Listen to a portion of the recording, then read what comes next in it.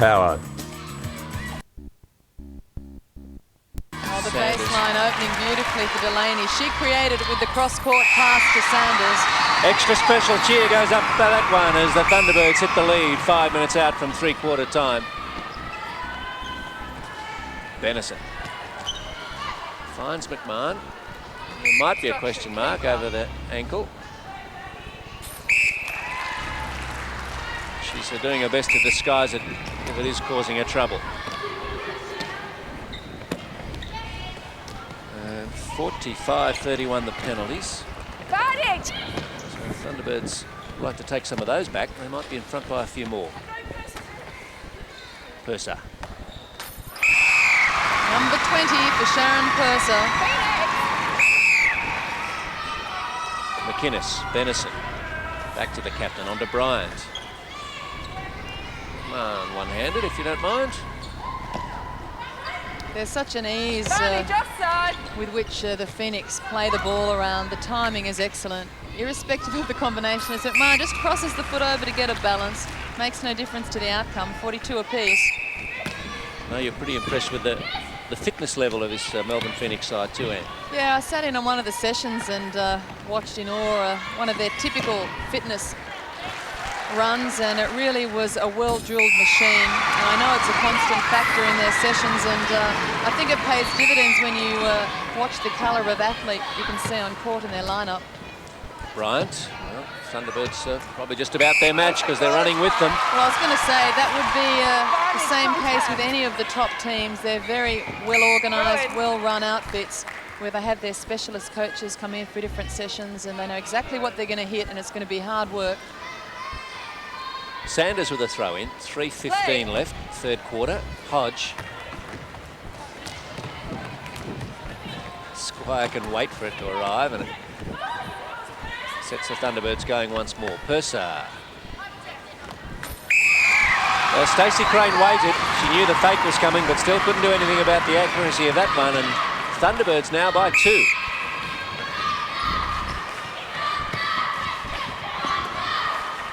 Purser. If our early theory was right too, and that the left-hand end is really the freer scoring end, Thunderbirds will like to take a lead into three-quarter time. They'd really fancy their chances. Benison. Yeah, it would set them up well. They are starting to come through as the stronger in the last 5 minutes. McMahon ping for sneaking under Harvey. Harvey falling over the top of her. Delaney spots the free Hodge.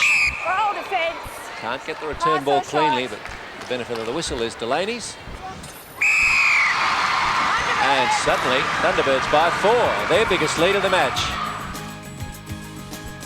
In the major semi-final, the Phoenix would be far too strong. Result here, and a few of them are leading. Get away from the venue a lot quicker than they got in, I think. A few traffic problems early. And smiles now on the faces of Melbourne Phoenix players inside the last minute. And the lead out to 15. An emphatic win for Melbourne Phoenix. Given a great run for their money early.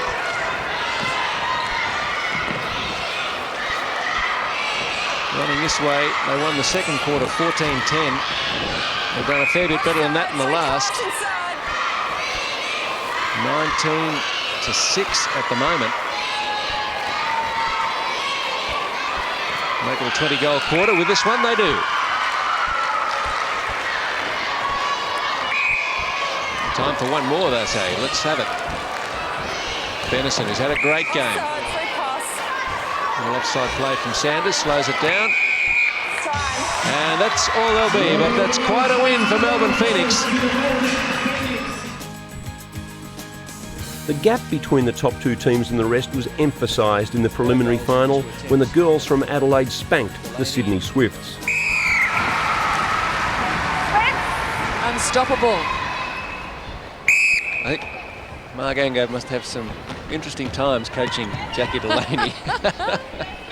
So I think each player, I mean, I'm quite comfortable with the way Delaney prepares for a match. If she's happy just sort of semi-switching off, she's before the match and comes out and plays like this. Well, that's I mean, the trick, each player isn't it? has to prepare themselves the way that they best can. And there is that fine line between being hyped for the game and being relaxed enough to put your skills into play.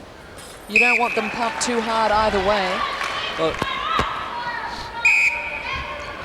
let's just have another look at how Sarah Sutter hit the floor. Tripped on the white line. it's a big one. Yeah, yes, Jackie Delaney, I made this point to her that you seem very casual out there. And she said, well, once, I remember before a grand final, playing for contacts that I thought about nothing else all week. I was very tense before the match, was really focused for it, and I had a shocker. If I'm relaxed before I go out there, I'll play a lot better. She's very much an automatic pilot. And you do need players like that in your team. You need the scallywags and the ones that sometimes are just off with the pixies singing to the beat. Isn't it, Jack, that used the same excuse twice in her career to get out of training, the death of the same family member? Well, we're going to give it to you, Jackie, anyway. We've just told everybody. Where you are. Purser.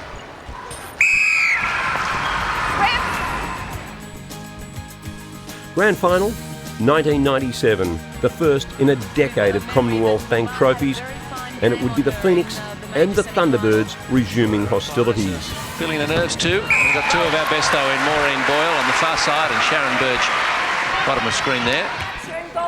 Who invited you? Centre contact. Against Sanders. Dick plays it in quickly for McMahon. And we've got a ball game on our hands when for a moment it looked like it was going to blow out to a Thunderbirds slaughter in the first. Anything could happen yet. Purser back to Hodge. Advantage hold, centre. Thunderbirds looking patient on it. Simone McInnes having a brilliant opening quarter, leading her team well from wing defence.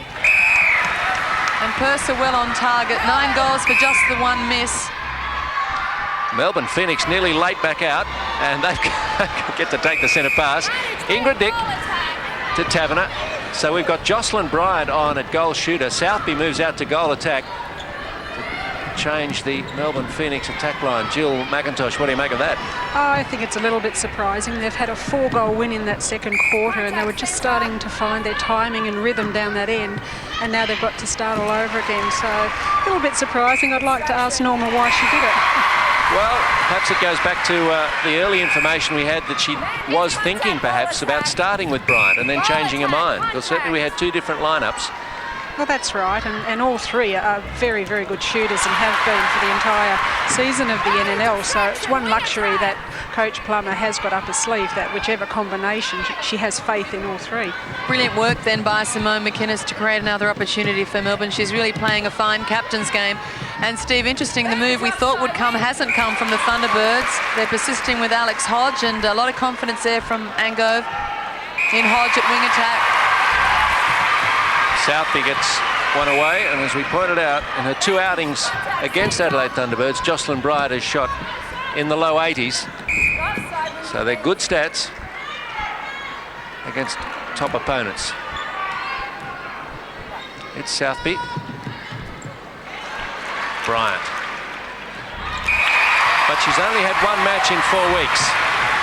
Didn't play in the major semi. And I think there's some justice in Bryant and McMahon and Southby all playing in this match, as they've all been in the low 80s for their shooting for the year. They've been the standout shooting trio.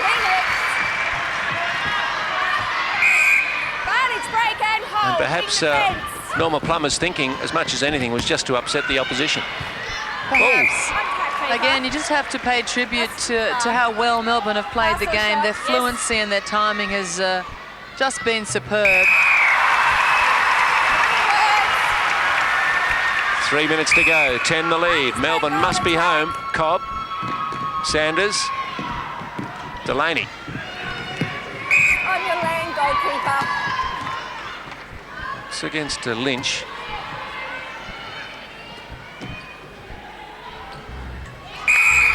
And Delaney. Delaney's given away more penalties than Lynch, I noticed. Romeo. Well, some nice stuff from Adelaide to finish, but it's a little too late. Southby, Bryant. Keeping an eye for the timekeeper, and he's not up yet. Bryant gets her 24th.